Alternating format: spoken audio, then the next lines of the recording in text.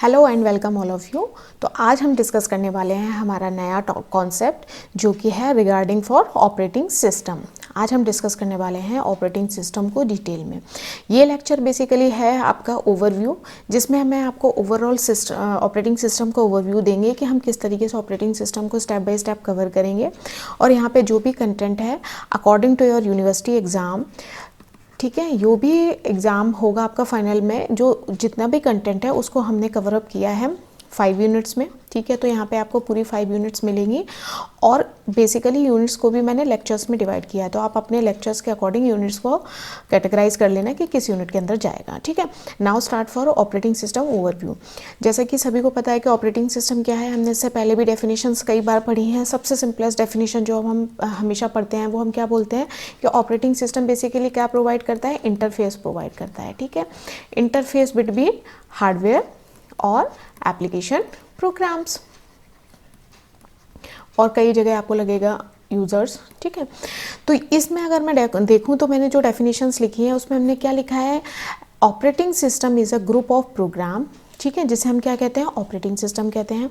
और ये क्या कंट्रोल करता है, हार्डवेयर रिसोर्सेज को, किसी भी कंप्यूटर के हार्डवेयर रिसोर्सेज को क्या करता है, कंट्रोल करता है।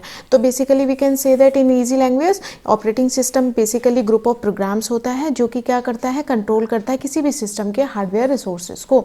सेकेंड पॉइंट मैंने इसमें डाला है कि ऑपरेटिंग सिस्टम क्या करता है, एक इंटरफेस कंडक्ट करता है बिटवीन किस किस के बीच में, सॉफ्टवेयर और वेरियस कंप्यूटर कंपोनेंट और हार्डवेयर। जैसा कि मैंने यहाँ डेफिनेशन में भी बताया था, प्रोवाइड क्या करता है, ये हमें इंटरफेस प्रोवाइड करता है between software and computer component.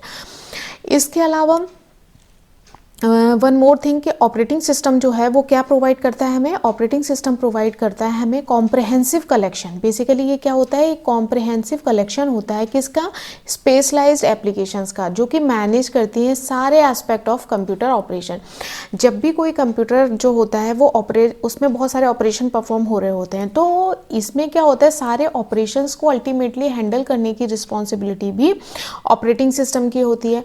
तो क्या होता है, इसीलिए मैंने बोला कि जो ऑपरेटिंग सिस्टम है वो क्या होता है, कलेक्शन ऑफ कॉम्प्रहेंसिव और स्पेशलाइज्ड एप्लीकेशन, जो सारी चीज़ों को क्या करता है, मैनेज करता है। क्योंकि ऑपरेटिंग सिस्टम का ओवरऑल टास्क क्या है, मैनेजमेंट करना चीज़ों का।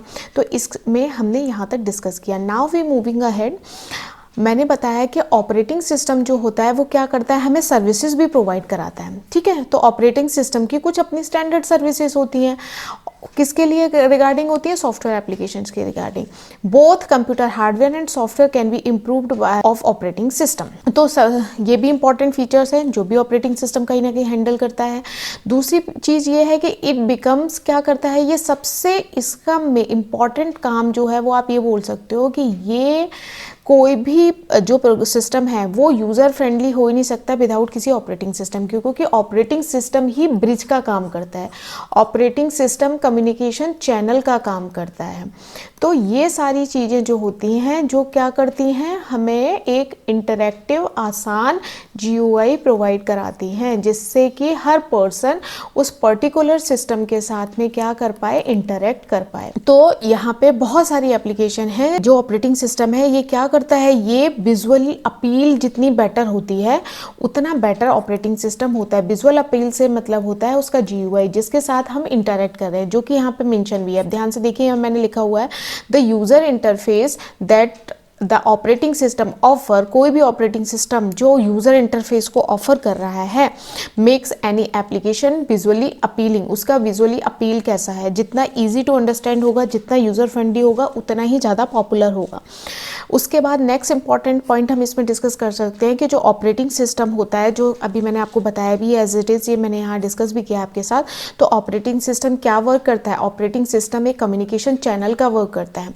ऑपरेटिंग सिस्टम जो होता है वो वर्क करता है as a communication channel between hardware and system software. तो किस किस के बीच में, हार्डवेयर और system software, because we know that कि ऑपरेटिंग सिस्टम क्या होता है, एक सिस्टम सॉफ्टवेयर जो क्या करता है, हमें इंटरफेस प्रोवाइड करवाता है, जिससे क्या, और कम्युनिकेशन चैनल की तरह वर्क करता है। तो ये सारी बेसिक कॉन्सेप्ट हैं रिगार्डिंग ऑपरेटिंग सिस्टम। अब ऑपरेटिंग सिस्टम कुछ भी हो सकते हैं, जैसे प्रायर हम आपने पढ़ा होगा, सबसे पहले हम डॉस ऑपरेटिंग सिस्टम पढ़ते थे जो कि कमांड ओरिएंटेड होता था। उसके बाद विंडोज़ आया, विंडोज़ के साथ में ये है कि विंडोज़ कैसा है, GUI बेस्ड है, और जबकि डॉस कैसा था, कमांड बेस्ड था। उसके अलावा लाइनेक्स है, लाइनेक्स को हम यूज़ करते हैं, उबुंटू है, बहुत सारे ऑपरेटिंग सिस्टम हैं जिनको हम यूज़ करते हैं। हर पर्सन अपने अकॉर्डिंग, अपनी नीड के अकॉर्डिंग उनको इस्तेमाल करता है, ठीक है। तो ये तो हो गया भाई ऑपरेटिंग सिस्टम का बेसिक। Now move ahead. ये मैं एक प्लेसमेंट समझा रही हूँ आपको कि एक्चुअली ऑपरेटिंग सिस्टम जो होता है ना, उसका एक प्लेसमेंट, कई एक बार ये क्वेश्चन आया भी था एग्जाम में कि एक ग्राफिकली ड्रॉ करके दिखाइए कि ऑपरेटिंग सिस्टम का प्लेसमेंट कहाँ होगा अगर एक लेयर्ड आर्किटेक्चर आप बना रहे हैं। तो जब लेयर्ड आर्किटेक्चर क्या ड्रॉ करेंगे हम, तो ऑपरेटिंग सिस्टम का प्लेसमेंट कहाँ होता है, डेफिनेशन से ही क्रिस्टल क्लियर है। ऑपरेटिंग सिस्टम कहाँ है, ब्रिज है, तो ब्रिज में एक लेयर डेफिनेटली इधर होगी और एक यहाँ पे, और यहाँ पे ऑपरेटिंग सिस्टम। तो यहाँ पे देखिए सबसे लोअर लेयर, ठीक है, कौन सी होती है, मान लो लेयर 1 है अगर, तो सबसे लोअर लेयर क्या है, हार्डवेयर। हमेशा हार्डवेयर ही सबसे लोअर लेयर की तरह काम करेगा। उसके ऊपर क्या होते हैं, हमारे एप्लीकेशन प्रोग्राम्स होते हैं, ठीक है, और ये हो गया हमारा एंड यूज़र। तो आप देखिए ऑपरेटिंग सिस्टम का प्लेसमेंट क्या है, सॉफ्टवेयर और हार्डवेयर और एप्लीकेशन प्रोग्राम्स के बीच में, या सॉफ्टवेयर भी आ सकता है, ठीक है, इसके बीच में मिड में इसका प्लेसमेंट है। और एंड यूज़र जो होता है, यूज़र जो यहाँ पे मेंशन है, तो ये यूज़र कौन से यूज़र को रिप्रेजेंट कर रहे हैं, ये जितने भी यूज़र हैं ये एंड यूज़र को रिप्रेजेंट कर रहे हैं, क्योंकि एंड यूज़र किसके थ्रू इंटरेक्ट करेगा, एप्लीकेशन के थ्रू इंटरेक्ट करेगा, इसीलिए इसका जो डायरेक्शन है वो बाई डायरेक्शनल है, यानी टॉप से बॉटम भी एग्जीक्यूट होगा, बॉटम से टॉप की तरफ भी एग्जीक्यूट होगा। तो ये है ऑपरेटिंग सिस्टम का placement. Now we come ahead, function of the operating system. सबसे इंपॉर्टेंट फंक्शन क्या हो सकते हैं भाई किसी भी ऑपरेटिंग सिस्टम के, तो यहाँ मैंने फंक्शन डिफाइन किया। सबसे important resource management. Operating system का जो काम होता है वो रिसोर्स मैनेजमेंट करना होता है। तो यहाँ पे क्या है, among the numbers applications process that are working on the computer, the operating system control and distribute memory. ये रिसोर्सेज में क्या क्या आएगा, रिसोर्सेज में सब कुछ आ सकता है। जैसे मैं रिसोर्सेज की बात करूँ तो रिसोर्सेज में सारी चीज़ें आएंगी, जैसे कि CPU हमारा एक रिसोर्स है, मेमोरी क्या हो गई, रिसोर्स है, टाइम मैनेजमेंट क्या हो गया, रिसोर्स है, हार्डवेयर क्या हो गया, अपने रिसोर्स। तो डिफरेंट रिसोर्सेज है, सब रिसोर्सेज को मैनेज करना है उसको, ठीक है। तो ऑपरेटिंग सिस्टम क्या करता है, मैनेज टू ऑल। ऐसा नहीं है सिर्फ हार्डवेयर रिसोर्सेज को यूज़ कर रहा है, उनको यूज़ कर रहा है, सारे रिसोर्सेज को मैनेज करता है। वही चीज़ यहाँ पे लिखी हुई है। तो वो क्या करता है, कंट्रोल भी करता है चीज़ों को, ठीक है, और डिस्ट्रीब्यूट भी करता है। तो ओवरऑल मैनेजमेंट किसके एंड पे होता है, ऑपरेटिंग सिस्टम के एंड पे होता है। नाउ मूविंग अहेड, नेक्स्ट है प्रोसेस मैनेजमेंट। प्रोसेस मैनेजमेंट के अंदर क्या होता है, प्रोग्राम एंड प्रोसेसेस जो भी होती हैं must be started, stopped and manage by the operating system. जो भी प्रोग्राम एग्जीक्यूट हो रहा है या जो भी प्रोसेस एग्जीक्यूशन स्टेट में है, उस प्रोसेस को कब स्टार्ट करना है, कब वो प्रोसेस स्टॉप होगी, कब उसे मैनेज करना है, ये सारा का सारा जो हैंडल होता है वो ऑपरेटिंग सिस्टम हैंडल करता है। It also assign resources to process and manage their scheduling. उनकी शेड्यूलिंग को भी मैनेज करता है। आगे हम डिस्कस करेंगे, आगे ये जितने भी पॉइंट्स आपको है इनको हम डिटेल में स्टडी करेंगे। What is process, what is programme, process कब स्टार्ट होगी, कब स्टॉप होगी, शेड्यूलिंग क्या होता है, ये सारी चीज़ें। अभी आप सिर्फ टर्म्स को समझिए कि प्रोसेस मैनेजमेंट की ओवरऑल रिस्पॉन्सिबिलिटी ऑपरेटिंग सिस्टम की होती है, एज वेल एज शेड्यूलिंग की रिस्पॉन्सिबिलिटी भी ऑपरेटिंग सिस्टम की होती है। Now moving ahead, memory management is also taken care by the operating system. अगर रिसोर्सेज की शेयरिंग हो रही है, इसका मतलब क्या हो रहा है, मेमोरी की भी शेयरिंग हो रही। और हमारा इंपॉर्टेंट एजेंडा क्या होता है कि मैक्सिमम से मैक्सिमम मेमोरी का यूटिलाइजेशन हो, बेटर से बेटर यूटिलाइजेशन हो मेमोरी का। तो मैक्सिमम मेमोरी यूटिलाइजेशन हो, कंट्रोल हो, मेन मेमोरी को किस तरीके से करना है, ये सारा का सारा मेमोरी मैनेजमेंट भी ऑपरेटिंग सिस्टम के एंड पे ही मेंटेन होता है। सिक्योरिटी, जो भी सिक्योरिटी भी हमें सिक्योरिटी पॉलिसीज़ होती हैं, जो भी प्रोसीजर्स होते हैं, जैसे कि इंक्रिप्शन क्या होता है, सिक्योरिटी का पार्ट है, एक्सेस कंट्रोल किसको देना है, एक्सेस परमिशन किसको देनी है, ये सारी की सारी सिक्योरिटी को भी ऑपरेटिंग सिस्टम मेंटेन करता है फॉर सेफ इन्वायरमेंट। जिससे हमें वो क्या क्या प्रोवाइड कराता है, सेफ इन्वायरमेंट प्रोवाइड कराता है। किस किस के लिए, सबसे पहले यूज़र के लिए सब सेफ इन्वायरमेंट प्रोवाइड कराता है वो यूज़र के लिए। उसके अलावा एप्लीकेशन जितनी भी आप यूज़ कर रहे हो उसके लिए, और उसके अलावा किसके लिए, डेटा के लिए, सभी के लिए सेफ इन्वायरमेंट प्रोवाइड कराने की रिस्पॉन्सिबिलिटी भी कहीं ना कहीं ऑपरेटिंग सिस्टम की होती है। So operating system also take care of the security of the system. Now moving next, file management. जब भी हम ऑपरेटिंग सिस्टम की बात करते हैं, जब भी हम किसी भी सिस्टम के साथ काम करते हैं तो वहाँ पे हमारा बहुत सारा डेटा होता है जो फॉर्मेट स्टोर होता है डिफरेंट फॉर्मेट में, जैसे फाइल हो गई, फोल्डर्स हो गए, इस फॉर्मेट में डेटा स्टोर होता है। तो उनको ऑर्गेनाइज करना और उनको मैनेज करना, दोनों की ही रिस्पॉन्सिबिलिटी किसकी होती है? ऑपरेटिंग सिस्टम की। तो फाइल मैनेजमेंट हो गया। उसके बाद डिवाइस मैनेजमेंट। जब मैं डिवाइस मैनेजमेंट की बात करूँगी तो both device, input output device, इनका मैनेजमेंट भी कौन देखता है? इनका मैनेजमेंट भी ऑपरेटिंग सिस्टम के एंड पे होता है। दोनों टाइप के डिवाइसेस, चाहे वो इनपुट हो चाहे आउटपुट हो, जैसे कि आपको दिख रहा है यहाँ प्रिंटर है, कीबोर्ड है, माउस है, डिस्प्ले है, ये किसके? इनपुट आउटपुट डिवाइसेस के एग्जांपल हैं। तो ऑपरेटिंग सिस्टम इनको क्या करता है? कम्युनिकेशन के थ्रू इनको क्या करता है? किसको रिक्वायरमेंट है ड्राइवर्स की, किसको इंटरफेस चाहिए, ओवरऑल मैनेजमेंट किसके होता है? ऑपरेटिंग सिस्टम का। Now moving backup and recovery. जब भी हम कोई भी इवेंट अगर ओकर होता है सिस्टम के अंदर, अगर कोई मल फंक्शन आ गया, ठीक है, अगर कोई एरर आ गई, सपोज दैट अगर कोई मल फंक्शन आ गया, अगर कोई नेचुरल डिजास्टर आ गया, तो इस सिचुएशन में क्या होगा? ऑपरेटिंग सिस्टम क्या करता है? डेटा को बैकअप और रिट्राइव दोनों करने की फैसिलिटी प्रोवाइड करता है। तो ये सारी चीज़ें भी टेक केयर बाद होती हैं ऑपरेटिंग सिस्टम के एंड पे। नेक्स्ट है टाइम शेयरिंग। जब भी हम रिसोर्स शेयरिंग की बात करते हैं तो यहाँ पे टाइम शेयरिंग की फैसिलिटी भी होती है। टाइम शेयरिंग मेथड में क्या करते हैं? हम रिसोर्सेज को डिस्ट्रीब्यूट कर देते हैं इक्वली। हम प्रोसेसेस में रिसोर्सेज को इक्वली डिस्ट्रीब्यूट करते हैं और हम उनको चाहते हैं कि वो इफेक्टिवली और इक्विटेबली डिवाइड हो, शेयर करें वो रिसोर्सेज को। तो जिससे क्या होता है कि कंप्यूटर सिस्टम जो होता है रिसोर्सेज को सेम टाइम पे वो रिसोर्सेज को शेयर कर रहा होता है। तो टाइम शेयरिंग की फैसिलिटीज़ भी ऑपरेटिंग सिस्टम के एंड पे हमें प्रोवाइड की जाती है।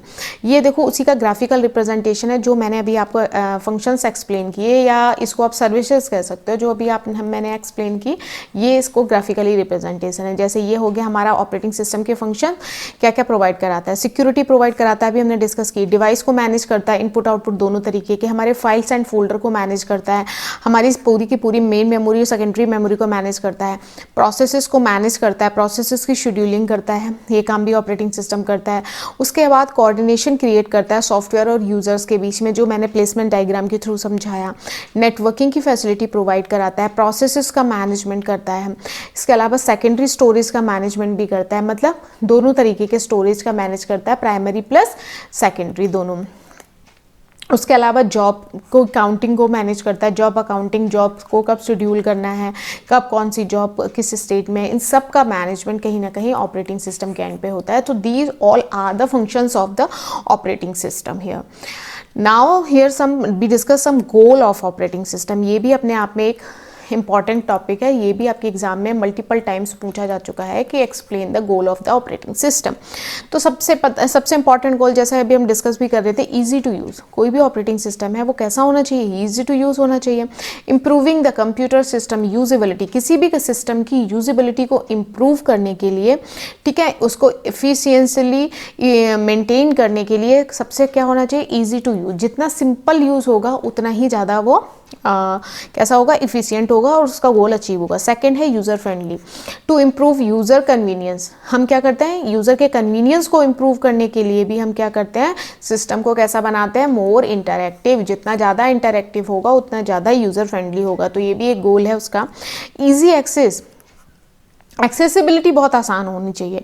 Bye serving as a go between for the hardware and its user, मतलब इसको ईजीली एक्सेसिबल होना चाहिए। इसके जो फीचर्स हैं, features enables user to access resources with ease. जो भी यूज़र आ रहा है वो अगर उससे किसी भी रिसोर्सेज को एक्सेस करना चाह रहा है, किसी भी टास्क को एक्सेस करना चाह रहा है, कोई भी इंफॉर्मेशन उसे चाहिए, तो वो कैसे होनी चाहिए? ईजी टू एक्सेस होनी चाहिए। ये भी एक इंपॉर्टेंट गोल है ऑपरेटिंग सिस्टम का। उसके बाद नेक्स्ट गोल है हमारा रिसोर्स मैनेजमेंट, जो हमने पहले भी डिस्कस किया था। क्या होना चाहिए? रिसोर्स का सबसे बेटर मैनेजमेंट होना चाहिए, इफेक्टिवली मैनेज होने चाहिए सारे रिसोर्स और क्विकली होने चाहिए। रिसोर्स मैनेजमेंट सबसे इंपॉर्टेंट पावर है हमारे ऑपरेटिंग सिस्टम की। कंट्रोल्स एंड मॉनिटरिंग, जब किसी को रिसोर्स अलोकेट कर दिए, हमने एक बार रिसोर्सेज को अलोकेट कर दिया तो उसके बाद ऐसा नहीं अलोकेशन हो गया हमारा काम खत्म हो गया, नहीं, ऑपरेटिंग सिस्टम का काम खत्म नहीं होता। उसका कंट्रोल क्या है? उसका कंट्रोल प्लस मॉनिटरिंग, ये काम भी ऑपरेटिंग सिस्टम कॉन्टिन्यूसली मैनर में करता है। उसको अलोकेशन के बाद क्या करना है? By recording resource usage approving the resource request, हमें रिसोर्स की रिक्वेस्ट को अप्रूव करना, उसके बाद उसे अगर कोई डिस्प्यूट आ रहा है फ्रॉम वेरियस यूजर्स तो उसे, और एप्लीकेशन में, तो उन सारी चीज़ों की मॉनिटरिंग और कंट्रोल भी ऑपरेटिंग सिस्टम का ही इंपॉर्टेंट गोल है। उसके बाद इक्विटेबल रिसोर्स डिस्ट्रीब्यूशन इसका फंक्शन है, बट इक्विटेबल होना चाहिए। ये इंश्योर होना चाहिए कि जो भी हमने रिसोर्स डिस्ट्रीब्यूट किए हैं वो इफेक्टिवली इक्विटेबल रिसोर्स का डिस्ट्रीब्यूशन होना चाहिए सारे यूजर्स और प्रोग्राम के बीच में। ऐसा नहीं है कि जो प्रोसेस पहले से है उसको हमने सारे रिसोर्सेज दे दिए, नहीं, रिसोर्सेज का मैक्स टू मैक्स यूज होना चाहिए, इफेक्टिव होना चाहिए, इक्विटेबल होना चाहिए डिस्ट्रीब्यूशन। तो these all are the goal of the operating system. अभी मैं आपको कुछ टाइप्स बता दे रही हूँ, ये बेसिकली कुछ टाइप्स हैं, मतलब या फिर आप बोल सकते हो नेम्स हैं, किसके, ऑपरेटिंग सिस्टम के। हमें ये सारे ऑपरेटिंग सिस्टम एक्चुअली डिटेल में स्टडी करना है, पर according to your syllabus first be discuss, जो सबसे पहले दिए हैं उसमें बैच ऑपरेटिंग सिस्टम, ये मैं आपको सबसे पहले बताऊंगी। उसके बाद टाइम शेयरिंग ऑपरेटिंग सिस्टम है आपके उसमें, time sharing operating system discuss करेंगे हम।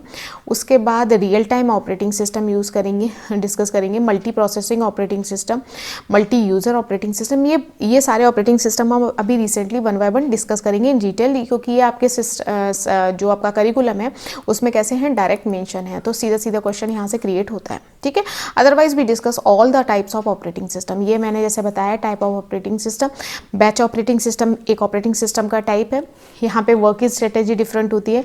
Time sharing operating system, distributed operating system, next है networking operating system, real time operating system, multi processing operating system, single user और multi user operating system, embedded operating system and cluster operating system. Basically ये क्या है, ये operating system के different types हैं, मतलब ये ऑपरेटिंग सिस्टम के सारे फीचर्स, सारे गोल और सारी फंक्शनलिटी तो प्रोवाइड कराते हैं, बट इनकी वर्किंग स्ट्रेटेजी और यहाँ पे रिसोर्सेज का अलोकेशन, प्रोसेसिंग डिफरेंट है, कैसे काम करना है वो तरीका डिफरेंट है, बट ये ऑपरेटिंग सिस्टम की जो फैसिलिटी ओवरऑल मेजर जो टर्म्स हैं उनको फॉलो करते हैं। तो आई थिंक ये आपको ओवरव्यू समझ आ गया होगा कि ऑपरेटिंग सिस्टम में हमें क्या पढ़ना है और कैसे पढ़ना है, ठीक है। तो आज का लेक्चर बेसिकली इसीलिए था कि ओवरव्यू था ऑपरेटिंग सिस्टम का। आई होप यहाँ तक आपको चीज़ें क्लियर हुई होंगी, यहाँ तक आप इसको स्टडी करिए। अगर कोई डाउट आते हैं तो आप मुझसे पूछ सकते हैं, और नेक्स्ट लेक्चर में हम इसके टाइप्स को डिटेल में 1 बाय 1 डिस्कस करेंगे। So thank you so much for watching us.